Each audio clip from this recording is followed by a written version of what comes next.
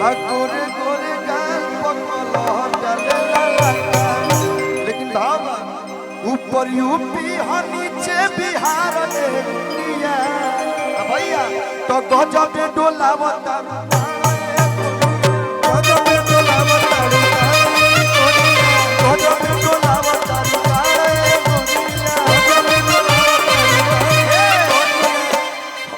करे तो नसीर के शिकार गोरिया क्या ना हाथ में जा रहा लेकिन रुक जा रहा है रुक जाएगा ना शादी ब्याह सब हो गई मानी हमारे घर हो जाएगा कि करे तो नसीर के शिकार गोरिया वही भोजपुरी फिल्म डांस होगा तो गजब डोलावता रुका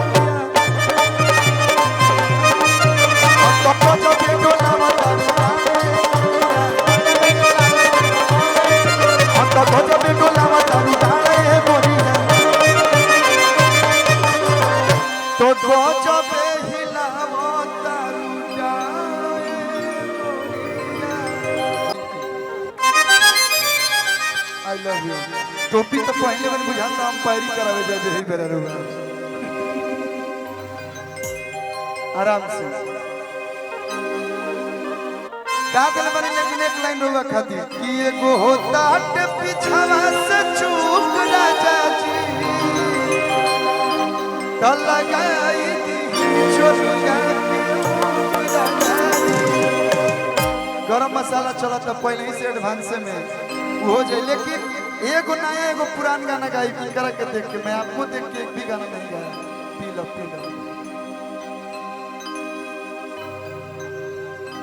कि पीछे भैया नहीं है तहरा खातिर पी जा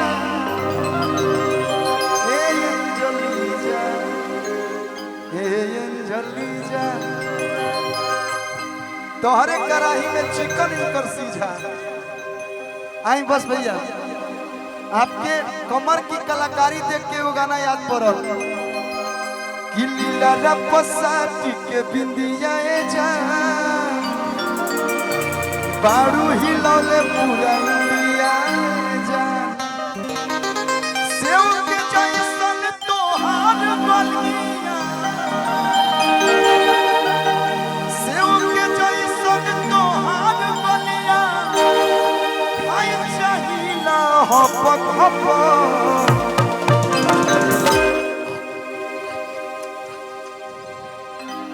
ये मैं एक्टर हूँ मैं एक्टिंग कर रहा हूँ आपको कुछ भी फील हुआ नहीं ना हम लोग यही सिखाते हैं अभय बाबा हमको दिल्ली में ले जाके कि खाई चाहिए ना हपक हपक अब ऐसे ही डोलाइएगा जैसे डोलाती है चले लू जब रहिया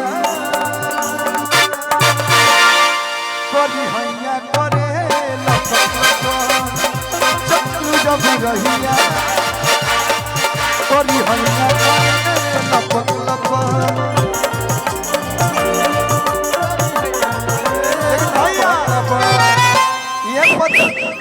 ये पतरी कमरिया पे गाना गौले रानी कि पतरी कमरिया से सर के घरिया मार करई बुका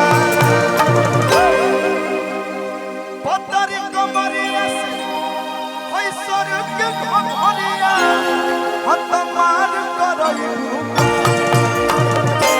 गाना याद बा आप लोग के नु तो नमूना नमूना नमूना जीवा में ये कही बात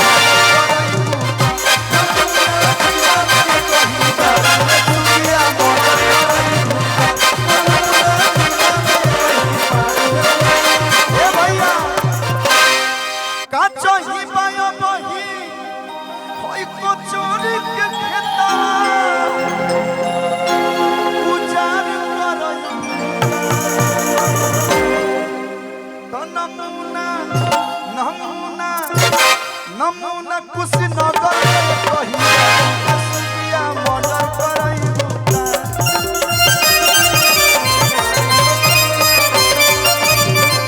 नमूना जिला में ये कही बारू सुदिया मर्डर करई और एक हमारे अभय बाबा के परम मित्र हैं बद्री भैया उनके कंपनी से गाना आया था कि ऊपर यूपी है नीचे बिहार ए गोरिया।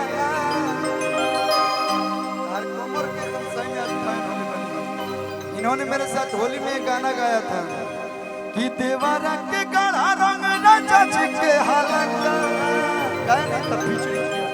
सॉरी मैं भावुक हो गया कि रेलिया में पैसेंजर जाला एक गया में भोगी जाला हई बूढ़ा होया में जवन को जाला तब तो खेलनों के एक बोगी खाली बा कम जाली बा इमली के। बहुत अच्छा डांस करते हैं। तो देसी बिया आ गई आप लोग सुना लोग कल्लू म्यूजिक वर्ल्ड से पहली बार अपन चैनल के प्रचार करते हैं नहीं तो उसको वो गाड़ी में से उतार दी कहते तुम अपने चैनल का प्रचार नहीं करते हो। ये हमें निशांत भाई एक बार इनका खातिर जोरदार ताली बजा दीजिए। हमारे बिहार के विक्रमगंज जिला से बने, विक्रमगंज से बने और बहुत अच्छा गाते हैं। एक बार आप लोग सुनिए, मजा आएगा और हर कलाकार को आप लोग मौका दीजिए। जान ले बका परान ले बका। और जब ऐसे ऐसे भाइयों का साथ है तो क्या चिंता करने की बात है। शिल्पी जी बानी, विजय भैया बानी और ये मंच पर दीपक भाई भी बहुत अच्छा गाने हैं। आप बहुत बहुत प्यारा गाना। सारे लोग को बहुत बहुत धन्यवाद। हमारा से कोनो गलती से भूले तो माफ कर लो। अब आइए निशांत जी को सुनिए, बाकी अभय बाबा आदेश करेंगे। Thank you so much. एक बार जोरदार ताली बजा लो अभिनंदन भैया का। थैंक यू अभिनंदन भैया। इतना भैया का आशीर्वाद मिला। अभय भैया, अभिनंदन भैया, विजय भैया, शिल्पी राजी। ज्यादा ना एक लाइन हम गायब खाली बार बी फ्लैट लगा दिया, बी फ्लैट। हर काहे दे रात नहीं खुराई फल के नोक से पड़ी गईले पाला तो हर बढ़िए नो बस से। आपसे मेरा बहुत पहले बार भी हुआ है शूटिंग में।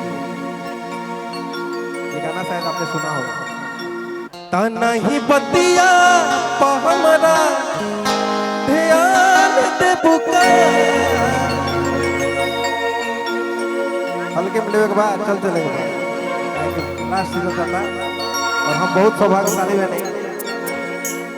हमारा जीवन में ऐसे ऐसे सुपरस्टार हमारे बारे जो हमारा के हेजा रखे हेजा ना विजय भैया, शिल्पी राज, कल्लू भैया।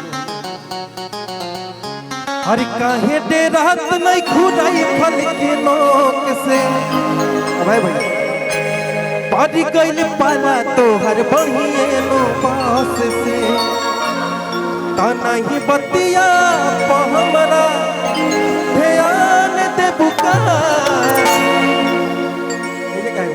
जाने बका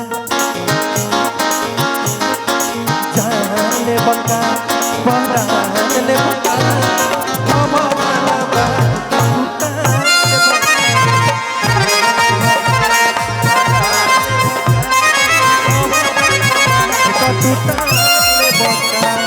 काहे दे रात नहीं खुदाई फल के नोक से पड़ी गई पाला तो हर बढ़िए